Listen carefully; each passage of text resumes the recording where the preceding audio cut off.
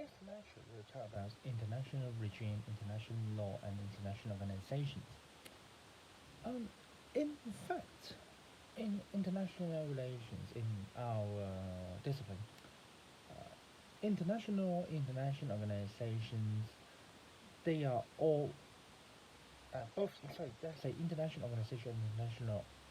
Both of them are a subtype of international regime. That's international regime. Of course, there's some pure international regimes. International regime in Chinese is called 國際嘅制度。Then there's a pure type of international regime. I'll talk about this later. And then there's international law, international organization. International law is a more complicated form of international regime. International organization is the most complicated form of international regime. Then what is international regime? International regime, in fact, is a set of implicit or explicit principles, norms, rules, and decision-making procedures around which enters expectation converge in a given area of international relations. That is, there are some rules, some organizations, some procedures which deal with interstate affairs. So because international laws is about some rules, so international laws is one type of international regime. International organization, it of course has a lot of rules, procedures, and even organizations. So international organization is a subtype, one type of international regime. There are four defining elements of international regime. The first one is some principle of its accurate statement about how the world works. Oh, that's I give you an example of international regime. The Sino-British Joint Declaration about the future of Hong Kong, signed in 1984, is one example of international regime. Why? Because this joint document, in fact, this joint document, its status is given to international law. Because this joint document has four elements, for all the four elements of international regime. So this is one type. It is one example of international regime. First of all, principle. That is, and this the principle of Sino-British Joint Declaration is that the principle is Hong Kong. First, the principle is Hong Kong. The sovereignty of Hong Kong should go back to China after 1997. But another principle is China must rule Hong Kong separately, use a separate system to rule Hong Kong. That's a system different from the system in China. Norms that specify general standards of behavior and rights and obligations. That's norms. Like it explicitly mentioned that China must rule Hong Kong under the one country two systems principles. This is a norm. Rules then is how to reconcile conflicts. That means it says about different interpretation of principles and norms, such as explicitly those rules that, for instance, like the Joint Declaration, it has a rule that China must say rights to basic law. China must say, but the British on the other hand must hand over Hong Kong on 1st of July 1997. These are rules. Decision-making procedures. That is how to make specifically describes how to make a decision, like the system of voting, something like this, in decision-making procedures. Like in the basic law, I don't know the basic, the Joint Declaration, it specified that during the transition period, that is from 1984 to 1997, there's an institute called Sino-British Liaison committee 中英聯合小組 in this committee discuss issues of Hong Kong concerning the transition, like the like whether to build an airport, because build an airport use a lot of financial resources, so it has to be decided in that procedure. That is the liaison committee decision making procedure. International regime is different from international organization. Why? Because international organization must have a physical entities, must have a headquarters, must have a staff.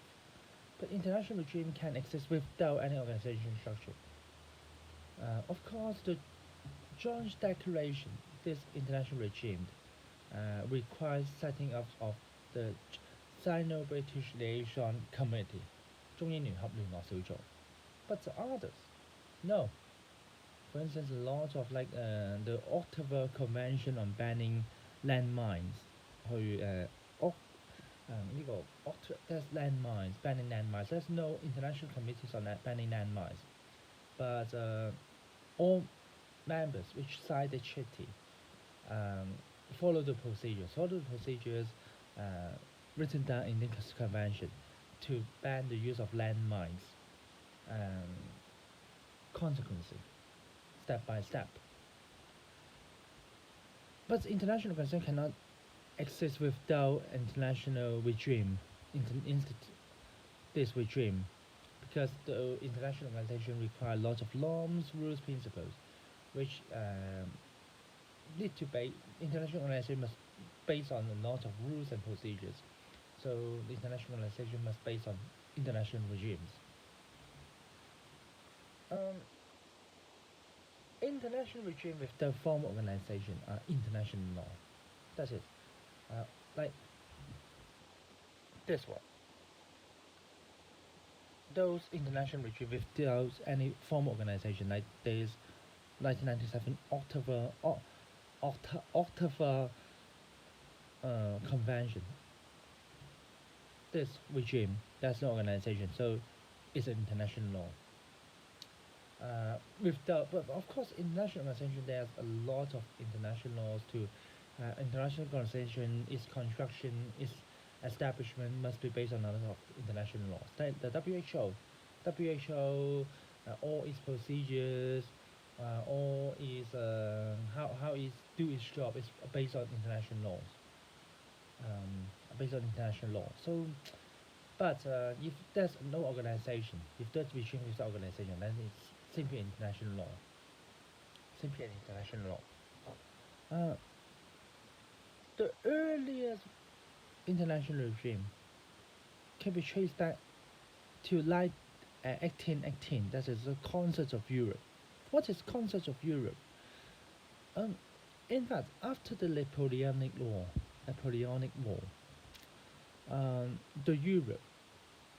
all European countries, they form you can say it's a kind of consensus, but a consensus. But this consensus was written down in a treaty called Treaty of Vienna. In this Treaty of Vienna, they would, because Napoleon, that is the Emperor of France, the rise of Napoleon threatened the Napoleon, of course, launched wars. He invaded different European countries, and then he led to disruption. So after he was defeated. Then all European countries, the Lord wants France. There's another great man to rise in France. So they signed a treaty called Treaty of Vienna, and then in Treaty of Vienna, there's one international regime called Concerts of Europe. That is how to keep the balance of power well, to contain, or let's say it's a pink term, to prevent the rise of France again. So, let's say in the past, Switzerland was a very big country, divided into Switzerland. There's no single country called Switzerland, but a group is together has a single country called Switzerland, and then group Netherlands and Belgium together to form a big Netherlands. These two countries is a buffer to balance against France, and then a lot of institutes, a lot of organizations, a lot of states, a lot of regimes to balance against France. And the concept of Europe uh, is a place for them to discuss that how to balance against France. So this is first international regime. You may not be very familiar with this part of history because you did not study this part of history. I taught it in secondary school. So just some very brief ideas. That's okay. Okay, then how um, competing theories of regime formation, how international organizations, oh sorry, how school of thought of international relations uh, explain the formation of international regime.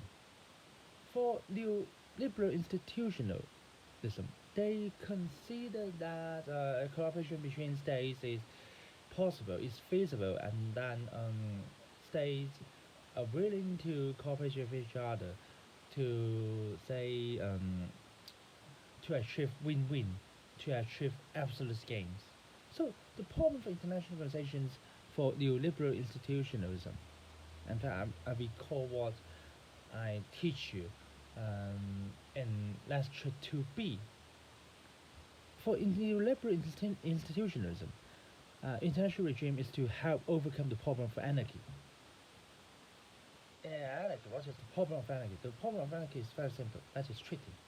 Each state would like to free ride on others, don't want to provide international public goods.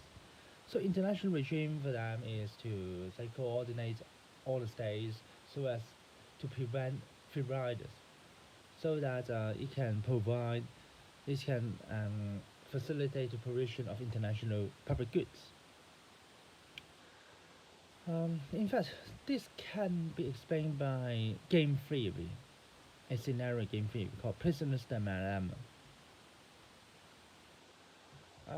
What is that? In fact, prisoner's dilemma, I know many of you, not all of you, in fact this year this course was is not offered.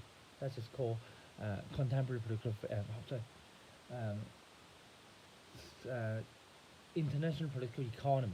If you take international political economy or you take some courses related to economy, you may know what is game theory. Game theory one scenario is called prisoner's dilemma. In fact, okay, there's two prisoners. Prisoners A and prisoners B. If both of them remain silent, then they will get the minimum sentencing. That's because these two prisoners, they are caught, they are arrested by the police, and then if they confess to the police, then both of them, if they remain silent, then they will get 1 year imprisonment. But if they confess, then both of them will get a longer sentence, 5 years. But if one remains silent and other confess, then the one who confess may not face any penalty, but the one who remains silent face 20 years imprisonment. So, for them, if they cooperate, of course they will lose something, but the cost is not that not a big deal. But if both of them decide to confess, that is betray each other, then they will get a substantially longer sentence. But not the first scenario. The first scenario is I remain silent, but the other confess. So I will get a horribly long sentence, 20 years imprisonment. In this scenario, usually both of them try to confess, try to betray each other. This is called prisoner dilemma, because they do not trust each other. They don't trust each other that they will cooperate with each other to remain silent. So both of them will will suppose the other side, the other prisoners to betray them. Then that's why they would like to, okay, I betray you, so I can reduce my sentence from 20 years to 5 years.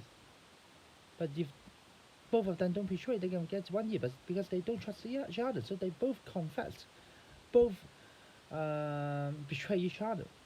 Then international regime, according to neoliberal institutionalism, is two. Make sure both parties make the best choice. That is, both parties cooperate with each other and remain silent. So why international organization is important? Because international organization can prevent any actor to defect from the regime. Uh, any free riders, any people who cheat, any party who cheats by inspection and surveillance. So international organizations like WTO, there are lots of systems to inspect, to see which states do not follow international trade instruction, international trade laws. WHO basically is the same. That's it. This organization, there's a lot of staff. Their task, supposedly, is to see which country do not properly announce the outbreak of disease in its own country. If a country does not properly announce the outbreak of disease in its own country, then this country will face punishment by the WHO. Supposedly, this is the job of WHO. WHO is to prevent cheating, prevent here the existence of international business dynamic. Realism, in fact, don't trust international organization because realism consider that all international relations' main concern is maximization of power. So, international organization is just an apparatus for the British powers to expand its power. Then even realists consider the growth of international organizations as undesirable because it's erode the authority of nation states, erode the sovereignty of states. So with these international organizations, then the British powers like US or even China can impose its decision on weak powers, and the weak powers must success because they are members of international organizations. They have to follow the rule of international organizations. But this is what first one argument from realists. Another argument is to overcome the problem of uncoordinated strategies in the edge to produce optimal outcomes. That is hegemonic stability theory. And then this can be explained by another scenario of game theory called battle of sexes. Okay, what is battle of sexes? There's no coordination. In fact, this is not to betray each other, but without coordination. Okay, men and women, they date with each other, so this is a so-called battle of sex because a battle between two mates, a girlfriend and boyfriend. The man would like to play boxing. He his satisfaction of boxing is two women slightly feel slightly less enjoyable on boxing, but okay, still acceptable. One, women like shopping more. Like shopping more. Then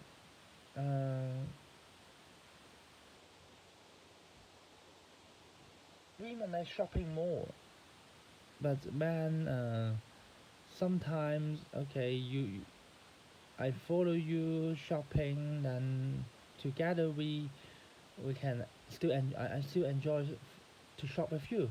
So women enjoy more. Two, you can say put it score two. Men a bit less. One.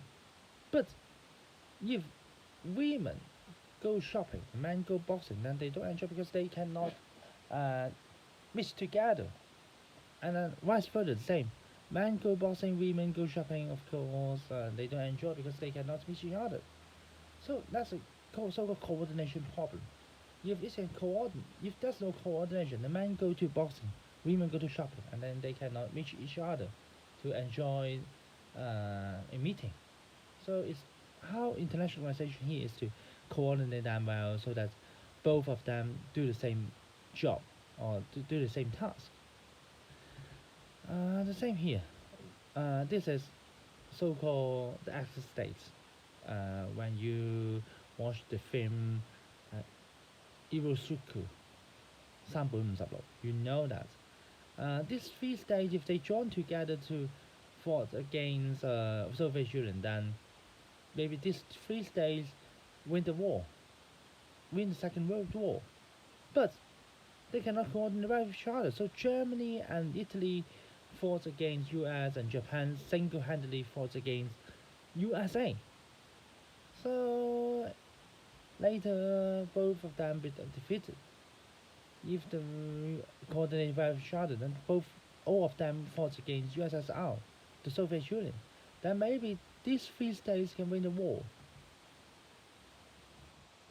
Okay, constructivism. Constructivism, what we call what you learned in the in lecture 4, concern about identities and ideas.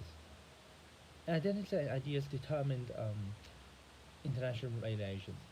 And then international regime is the same. International regime, an important agent of identity creations. When a state joins international organization, it would suddenly acquire, it would not suddenly, but instantly acquires the identity of membership of that regime. This identity will lead to member states cooperate from in the initial very limited areas, but later there will be expansion of cooperation to other areas. It's just called speed over effect. The best example is uh, European Union. Initially, European Union was called European Coal and Steel Community. That is, the cooperation is thus limited to the production of coal and steel, the trade of coal and steel. And then the members are there were this is 1952. The members was just 1, 2, 3, 4, 5, 6, 6 days. That is Western Germany, uh, Netherlands, Belgium, France, Luxembourg, Italy, and then operation was just limited to um, production of coal and steel, as well as the export trading of coal and steel. Then because of the coordinate of because they join this 6 days join this organization, so they get a membership, and this membership lead to identity. They are friendly states. Uh, they are friends with each other. So the cooperation split over expansion of cooperation. Now, then this is in fact uh, this European coal and steel community. In fact, is the initial model, the first model of European Union, the baby of European Union.